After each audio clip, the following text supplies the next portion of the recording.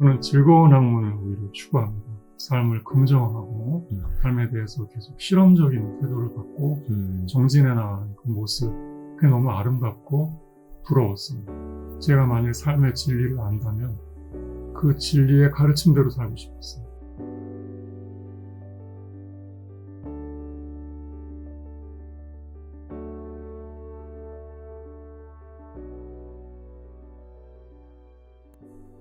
안녕하십니까.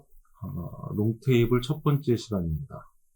이번 시간에는 연세대학교 철학과 교수이신 이승종 선생님 모시고 진행하도록 하겠습니다.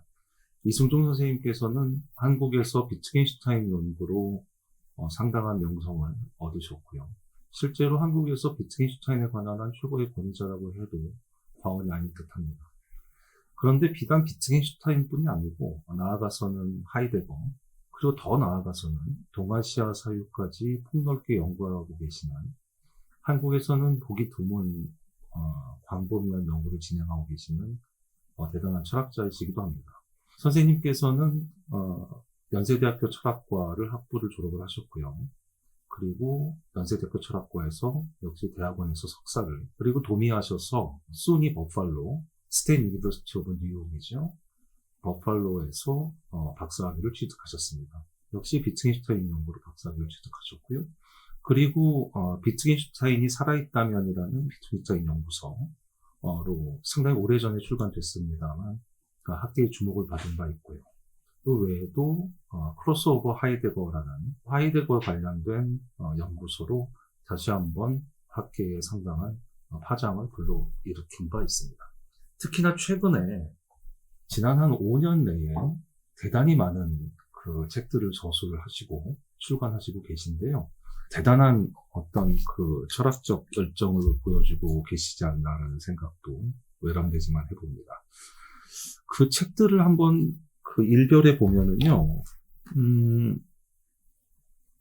2018년도에 동아시아 사유로부터 시공을 관통하는 철학자들의 대화, 2020년 우리와의 철학적 대화, 그리고 2021년 우리 역사의 철학적 쟁점, 그리고 2022년 비트겐슈타인 새로 읽기, 자연주의적 해석, 그리고 그 사이에 2016년도에 비트겐슈타인의 철학적 탐구를 대단히 큰 볼륨의 주석과 함께 번역을 하셨습니다. 그래서 이거는 뭐 연구 번역서라고 어떤 제목의 타이틀에 결코 부끄럽지 않은 그런 대단한 작업을 하셨고요. 이번에 이제 2024년 들어서 역사적 분석 철학이라는 역작을 출간하셨는데요. 오늘 대화는 이 역사적 분석 철학을 중심으로 이끌어 가볼까 합니다. 물론 이제 이 책만은 아니고 이승종 선생님의 광범위한 어떤 철학 연구 대상들을 전체적으로 한번 짚어보면서 어떤 식의 철학적 입장과 철학적 통찰을 가지고 계시는지 알아보는 시간이 되었으면 하는 바람입니다. 그럼 여기서 이승종 선생님 모시겠습니다. 선생님 안녕하십니까? 안녕하세요. 네, 반갑습니다. 어디 오시는데 뭐 어려움은 없으셨나요? 네, 즐거운 길이었습니다. 네, 그 날씨도 워낙 좋고 해서 오늘은 아주 축복받은 날이 아닌가 싶은 생각도 들고요. 우선 첫 번째 질문, 어떻게 보면 약간 공식 질문 같은 건데요.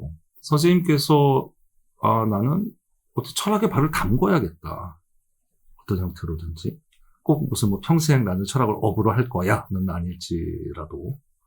그게 이제 보통은 대학을 진학할 때 이제 철학과를 선택하는 식으로 대체적으로는 아마도 현상하지 않을까 싶습니다. 선생님께서 대학을 철학과를 선택하시게 된 어떤 계기나 어떤 순간 같은 게 있을까요? 예, 저는 어려서부터 책을 좋아했고, 책에 이렇게 흠뻑 빠져드는 그런 경향이 있었는데, 고등학교 때 제가 접한 유럽의 작가들의 성장소설들, 작가들의 이름을 거론하자면 헤르만 헤세, 타마스 만, 서머셋 모엄, 이런 분들의 그 작품에 제가 흠뻑 빠져들면서 삶의 무게나 깊이, 이런 거에 이제 눈을 뜨게 됐습니다. 그래서 그분들이 지향하는 것처럼 보여지는 그런 방식으로 삶을 살고 싶다는 생각을 하게 됐고, 그런 삶에 적합한 대학에서의 그 과 이름이 철학이라는 것을 아주 어렴풋게나마 이제 알게 되었죠. 그래서 철학과에 들어가서 구도자로 삶을 살고 싶다라는 아주 순수하면서도 단순한 그런 동기를 품고 대학의 철학과에 문을 두드리게 되었습니다. 그러니까 그때는 이제 고등학교 네. 시절, 참 가장 감수성이 예민하던 시절이었겠네요. 그런데 사실은 여기서 질문은 또다시 생기는데, 구도자의 길을 가고 싶다 그러면 머리를 깎고 스님이 되시거나 아니면 신부가 되거나 뭐 이런 방법도 있을 것이고, 그리고 또 이런 어떤 성장소설에 큰 영감을 받으셨다면 문학적인 어떤 방식으로 그러한 열정을 풀어보시고자 하는 생각도 하셨을 것 같은데, 그럼에도 불구하고 철학이라는 게 내가 갈 길이다 라고 생각을 하시게 됐을 때는 좀 다른 요소도 있을 수 있지 않을까요? 다시 말하면 이렇게 뭐 소설가가 되고 싶진 않으셨나요?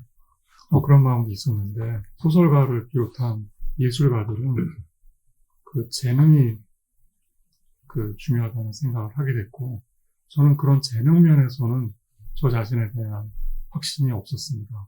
그 다음에 어떤 구도의 길을 종교의 그 틀을 맞추어서 제가 승려가 되거나 신부가 되거나 그런 길에 대해서는 특정 종교에 대한 신념 이런 게 아직 형성이 되지 않았던 시기이고, 그렇게 저를 어느 그 구체적인 특화된 분야로 인도하기보다는 철학이라는 그 지혜의 넓은 바다에 일단 들어가서 그 다음에 이제 제가 가야 할 구체적인 길을 거기서 정해도 되겠다는 생각이 들어서 가장 안전한 방식이라는 생각이 들었고요. 이 같은 철학에 대한 그 저의 염원 이런 게 굉장히 강렬했어요. 그러니까 철학과를 가면 어떤 삶의 비밀을 풀거나 최소한 삶의 비밀을 한 끝자락을 볼 수 있을 것이다, 이런 기대감이 있었던 거겠군요.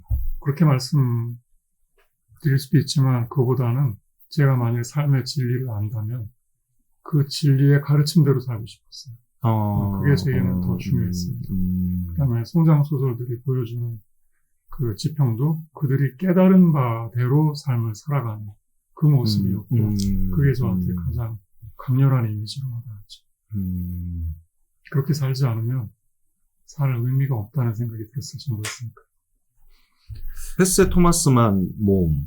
저도 사실 헤세는 굉장히 좋아하는 작가긴 한데, 선생님 말씀을 들으니까 그런 생각은 드네요. 헤세의 작품들, 다 읽어보진 않았습니다만, 뭐, 데미안이라든가, 뭐 시다르타라든가, 그 특징은 그 인간은 매우 고뇌하는 인간이고, 삶과 세계와 나와의 어떤 균열이랄지 갈등이랄지 이러한 것을 경험하는 과정에서, 그리고 그 고뇌가 뭐라고 표현하면 좋을까요? 가감없이 펼쳐진다 그럴까요?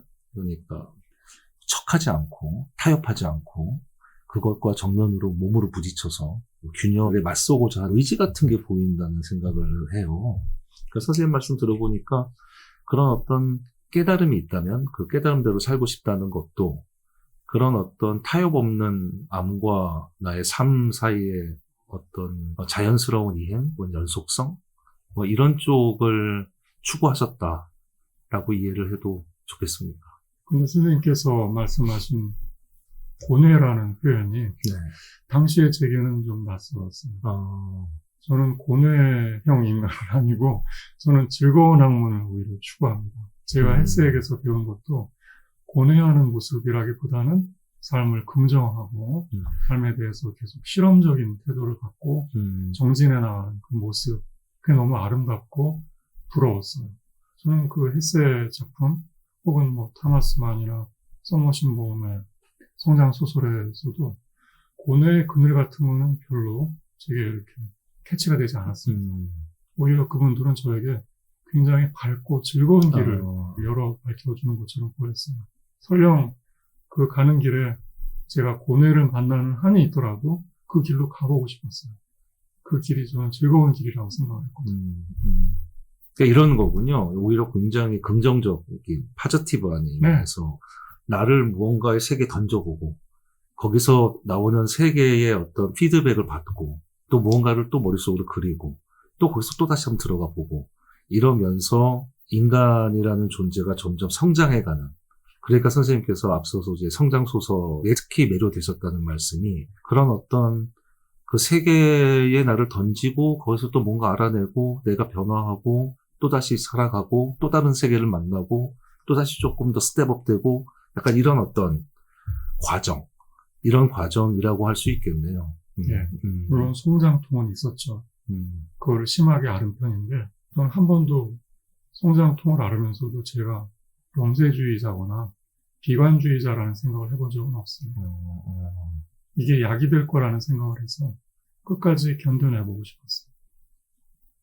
혹시 그 성장통이 어떤 거였는지 여쭤봐도 되나요? 그 실체가 뭔지는 제가 나중에 엘리아드의 샤머니즘이라는 작품을 읽으면서 깨닫게 됐죠. 그 작품에 보면 그 샤먼이 어떻게 신내림을 받는지, 그 신열, 이런 증세에 대한 그 아주 그 자세한 설명이 나오는데 저도 그와 비슷한 그런 체험을 겪었던 것 같습니다. 제가 샤먼이 되진 않았지만 여하튼 뭔가에 이렇게 씌워서 심하게 열병을 앓은 셈이죠. 그게 저를 철학의 길로 인도하는 아주 강력한 힘이 되는 셈입니다. 어떤 증상이 있으셨나요? 신병이라고도 하죠. 예. 네. 뭐 예를 들면 꿈속에서 여러 제가 이해할 수 없는 그런 꿈을 꾸게 됩니다. 가장 그 흔히 나타나는 꿈은 제가 이렇게 하늘을 나는 꿈이었어요. 그래서 꿈이 저에게 그 주는 메시지에 대해서 어떻게 해석을 해야 될지 프로이드의 정신분석 인문에 그 꿈에 대한 부분을 자세히 읽어보고 그 작품을 읽으면 또 꿈을 꾸고 싶더라고요. 그 사람의 말이 그 사람의 그 분석이 정말 맞는 건지.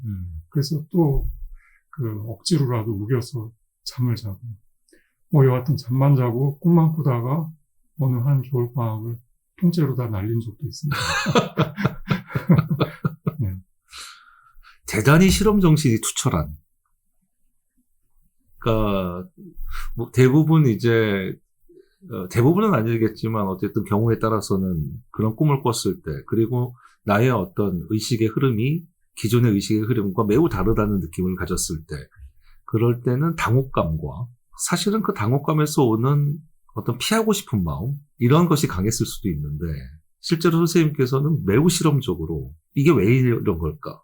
프로이트를 한번 이렇다면 진짜 이런 걸까? 한번 이 사람이 얘가 맞는지 틀리는지 한번 꿈을 통해서 체험해 볼까? 열심히 꿈을 꾸셔서 그 겨울방을 날려보기도 하시고 매우 실험 정신으로 똘똘 뭉친 그런 청소년이셨군요. 꿈에 대한 모티브는 헤르만 헤세의 그 작품들에 빈번히 등장하죠. 네.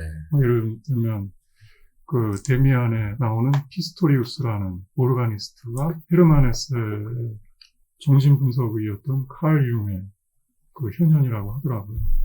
그 다음에 그 작품에서도 하늘을 나는 꿈의 모티브가 여러 번 등장을 하고요. 그 다음에 제가 가장 좋아하는 헤세의 작품인 시타르타에도 보면 아주 중요한 그 계기에 시타르타라는 고도자 청년이 꿈을 꾸면서 이야기가 풀려갑니다. 저는 그것을 알고 싶었고 그거를 제가 직접 체험해보고 싶었던 거죠. 제가 느끼기에는 선생님의 철학에 입문하게 된 혹은 입문하게 만든 어떤 동력이 매우 건강한 동력, 건강함을 하나의 본질로 가지고 있는 동력이 아닌가 하는 생각이 드는데 그 건강함이 대학에 들어가셨을 때는 어땠나요? 역시 나의 건강함을 이곳에서 더 확장시키고 더 발전시켜서 어떤 도를 구하고자 하는 나의 영혼이 제 갈 길을 가겠구나 라는 쪽에 가까웠나요? 아니면 오히려 이건 아니지 않나 쪽에 가까웠나요? 제가 대학에 들어가서 제일 먼저 한 일이 대학의 극예술연구회를 찾아갔습니다. 저는 그 중학교 때 연극을 하면서 다른 사람의 삶을 살아내는 예술이 지니는 매력에 흠뻑 빠졌었고 중학교 때 연극을 하면서 결심을 했어요. 제가 대학에 들어가면 꼭 그 연극 활동을 하고 싶다라는 스스로하고의 약속을 맺은 거죠. 그래서 아마 입학식 다음 날인 것 같은데 대학 극예술연구회에 찾아가서 자원을 했죠. 네. 그런데 그 당시에 극예술연구회 디스플린 그 스케줄이 굉장히 빡빡하더라고요. 오후 수업은 다 빼먹고 연극 연습에 몰두해야 되고 공연이 올라가기 한두 달 전부터는 대학 극장에서 합숙을 하면서 연습을 해야 되고 강행군이었습니다. 그러다 보니까 학점 관리에 문제가 생기더라고요. 박사경고 직전까지 가게 되고 제가 본 선배들은 졸업을 포기하는 분들 적지 않게 계셨고 그게 어떤 명예로운 훈장처럼 여겨지기도 했고요.